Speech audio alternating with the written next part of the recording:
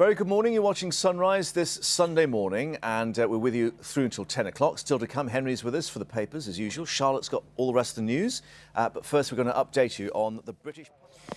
We'll get more on that relief operation as it continues, but let's get the rest of the day's news with Charlotte. Mark, thank you. The bodies of 8 foreign aid workers killed by the Taliban will be taken to Kabul today to be formally identified. Tributes... Get an update on the sport and what Mr Capello is being saying about that World Cup. Yes, well, he's basically three. What's the Sunrise crew been telling us this morning? Well, people commenting on this doctor who's warning that parents are risking their children's health with their attitude to sort of food, alcohol and smoking. Bradley Zass says it's true. People must remember we pass our bad habits onto our kids without realising it. Julian Bray says it's far worse than the doctor's suggesting. He says any city centre on a Thursday, Friday or Saturday will confirm that. Stuart Duff says we're going to have a generation of sick adults in 10 to 15 years' time. People have a very bad attitude. But John Rainsforth has got in touch to say, I haven't got children, so I had a medium rare steak, a bottle of red wine and a Cuban cigar last night. He says, I'm doomed. So I wonder what the cigar tasted like. It's a bit of dressing. And, anyway, well done, that man, I say. Thank you very much indeed. What about the weather? Bit of a sort of, damp. Oh, you were moaning again, Mark, about my autumnal sort of mistiness. Yeah, exactly. No, you are right. You're spot on. It is quite autumnal. See? But over the next few days, it will improve, especially by the end of the week. Over the north. We'll keep you updated on that relief effort. Let's get the rest of the day's news now with Charlotte. Thanks, Mark. The bodies of 8 foreign aid workers killed by the Taliban will be taken to Kabul today to be formally identified. Tributes have been paid to... And from one performer to another, a 3-year-old Nepalese girl's been recognised by the Guinness Book of Records as the world's youngest singer.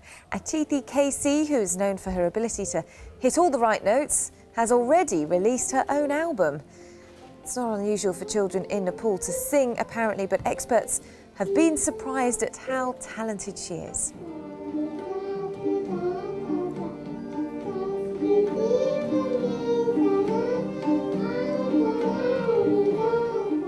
I'm not sure exactly what criteria they use for the Guinness Book of Records to define... Maybe just the Nepalese edition, I don't know.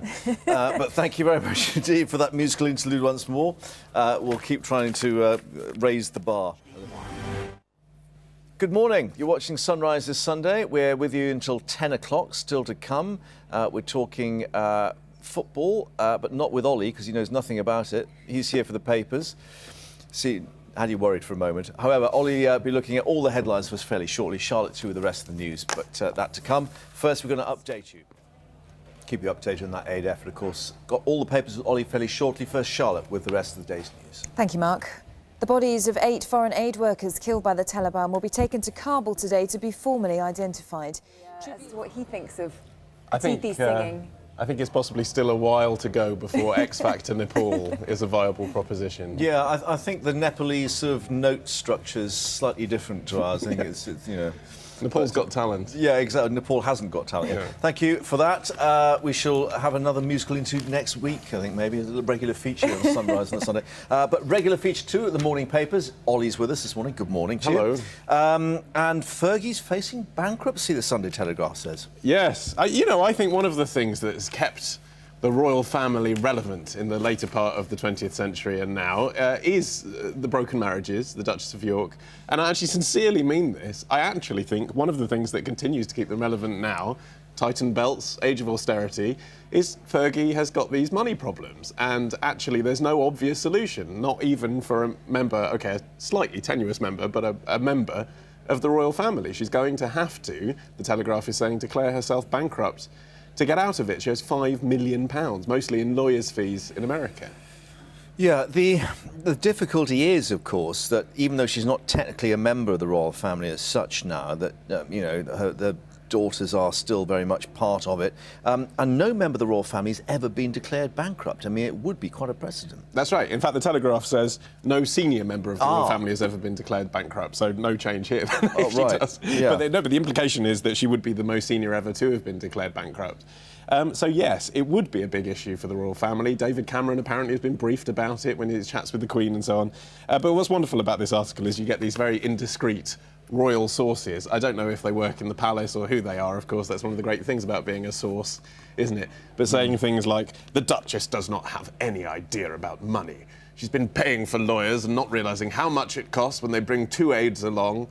But actually, you know, they say, don't they, that if you owe £1,000, you're going to pay it straight back to the bank, but if you owe £1 million, you never will. If you owe £5 million and you're the Duchess of York and your daughters are in this very prestigious position, you can sort of see how she's got there, actually. She's got no income, actually. So she doesn't have a job. She's got no income. So the difficulty is, even if she wanted to pay it off, where would she get the money from? Well, that's it. And there's been this red herring, hasn't there, about the possibility of her doing some sort of chat show on Oprah Winfrey's new network. Well, dare I suggest that, if you haven't got an income, you then start living within your means. But is it That's the other aspect of it. Used to someone paying the bills for you, perhaps, that you just get into that habit, I suppose. Anyway, discuss. News@sky.com, 84501.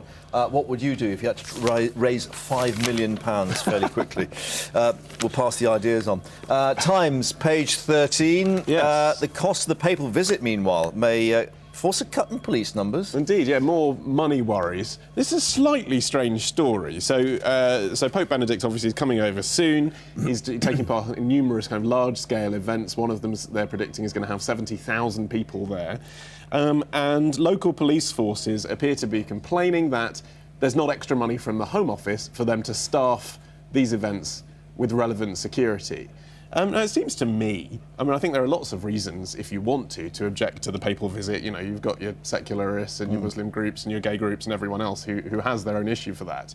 But if you're actually just talking purely in monetary terms to have an objection to this, well, surely when Paul McCartney does a concert in Hyde Park, there needs to be extra security, and that presumably doesn't come from the Home Office either. Isn't it just the normal thing that if your borough plays host to a major event, which is of relevance to many people in the local community, you're going to have to stump up some police for it? However, the entire cost of the taxpayer, they're noting, will be more than £20 million. McCartney concert's not going to cost that much, and I guess, that's the difficulty. Given the current climate, that's a lot of money to find. I think, a lot of things get blamed on the current climate, though, don't they? It's the get out for everything. I'm sure the last papal visit also cost a lot of money, and it was OK then. Talking of the current climate, we've got the argument then over the cut to the film industry, and the industry itself is sort of, in a bit of a difficult straits. That's right. So this is the cut that Jeremy Hunt, the Culture Secretary, has made to the UK Film Council. Originally, there were protests by people like Mike Leigh and Ken Loach. The sort of people that I imagine were precisely one of the reasons why the Tories were quite keen to go to the UK Film Council. Essentially a list of Labour donors coming out and saying, don't hurt our industry. But now, more and more people from the arts world, including Clint Eastwood, absolutely, of all people, not just English people, not just British people, saying, we make films in Britain because of the Film Council, and surely, even though the Film Council puts, I think it was £15 million a year into film, some of which they don't get back, they're creating jobs and they're creating tax for the government. Do they not get it? Because they were indicating that for every £1 invested, it generates £5, which is not a bad return on your investment. No, but that's to do with people working in the film industry and then paying tax on it, and the industry being here, rather than necessarily profits from the film. Right, OK, and finally, Brown left hanging on over number 10 calls. Yeah, curious story. The Sunday Mirror are very excited about Gordon Brown's forthcoming memoirs, the only paper that is, I should say. Yes, he's been writing this book every day since he left office, and apparently he's been calling Number 10, asking for a log of calls. And apparently Number 10 have said, no, you can't have a log of the calls that you made to world leaders and so on, unless you write to us and request it in writing. What was the Data Information Act, which they introduced? Yeah, well, is it really? Oh, how wonderful. How ironic. They probably want to see his ID or something as well, I imagine, don't they? It would be nice if that were the case. We don't know why. According to the Mirror, it's because the Tories don't want Gordon Brown's mastery of the financial situation to come to light. But actually, surely it's just sort of a diligent process, isn't it? You just hand out logs to someone just because they used to be the Prime Minister. Hello, I'm Mr. Brown. Yes, yeah, exactly. Yeah, of course you are. Anyway, Ollie, thank you for your selection. We'll see you again soon. Have rest of the good weekend.